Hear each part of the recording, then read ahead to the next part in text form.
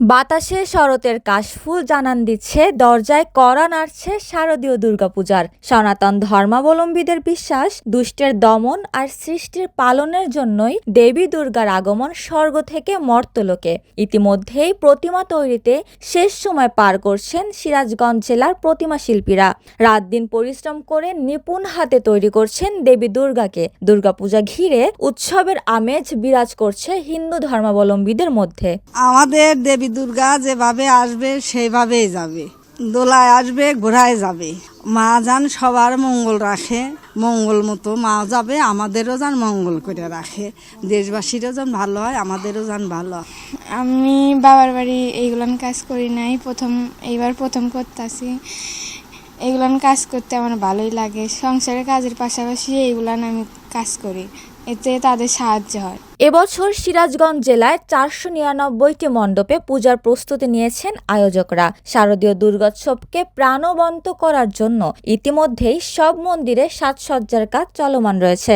ধর্মবর্ণ নির্বিশেষে জেলা ও উপজেলা প্রশাসনের সহযোগিতায় শান্তিপূর্ণভাবে উৎসব শেষ হবে বলে জানান উপজেলা পূজা উদযাপন পরিষদের নেতারা। প্রতি বছরে নেই, এবারও রায়গঞ্জ উপজেলায় অতি আড়ম্বরের সাথে 76টা মন্দিরে পূজা উদযাপিত হবে এবং আমরা জানতে পেরেছি, এবং সকল পূজা মন্দিরে প্রতিমা তৈরির কাজ এবং মন্দিরের সাজসজ্জার কাজ শুরু হয়েছে। প্রশাসনের সর্বপ্রকার সহযোগিতা আমরা পাচ্ছি এবং স্থানীয় নেতৃবৃন্দ এবং জনগণের সকল সহযোগিতার মাধ্যমে আমরা এবারও শারদীয় দুর্গোৎসব অতি আড়ম্বরের সাথে সম্পন্ন করতে পারবো বলে আমরা বিশ্বাস করি এবং আমরা সেইভাবেই আমাদের সকল প্রস্তুতি সম্পন্ন করতে যাচ্ছি। প্রতি বছরই আমাদের দেশে দুর্গাপূজা হয়, তার সুবাদে এবার আমার ভুয়াগাতিতে প্রতি বছরই 7টা পূজা হয়। এরা সিরাজগঞ্জ, রায়গঞ্জ 7টা পূজার একটা পূজা এবার হচ্ছে না, ওই মন্দিরটা জায়গাটা স্থান বিক্রি হওয়ার কারণে 6টা পূজা অনুষ্ঠিত হবে। আর এবার মা দুর্গা ঘটকে আসবেন এবং যাবেন, দোলায় যাবেন। তো আমরা আশা করি যে সবার সহযোগিতায় পূজার উৎসবটা সুন্দরভাবে করব।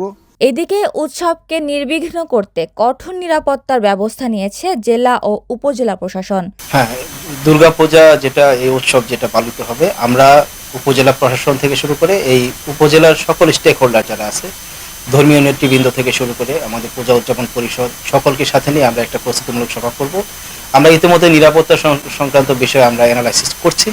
আমরা আশা করছি সাম্প্রদায়িক সম্প্রীতির এই বাংলাদেশে ইনশাল্লাহ আমাদের এই রায়গঞ্জেও অত্যন্ত চমৎকারভাবে, সুষ্ঠুভাবে, যথাযথভাবে আমরা এই উৎসবটি উদযাপন করব। 9 অক্টোবর ষষ্ঠী পূজার মধ্যে দিয়ে শুরু হবে দুর্গোৎসব। এবছর দেবী দুর্গা দোলায় চড়ে আসবে এবং ঘোড়ায় চড়ে গমন করবে বলে ধারণা হিন্দু ধর্মাবলম্বীদের। আমাদের দেবী দুর্গা এবছরে দোলায় আসবে এবং ঘোড়ায় গমন করবে। আমাদের মা দুর্গার কাছে প্রার্থনা যেন দেশের শান্তি অবস্থা ভালো হয় এবং সবাই যেন সুখে শান্তিতে থাকে, এই বলেই আমি। উপমা রায়, সোনালী নিউজ।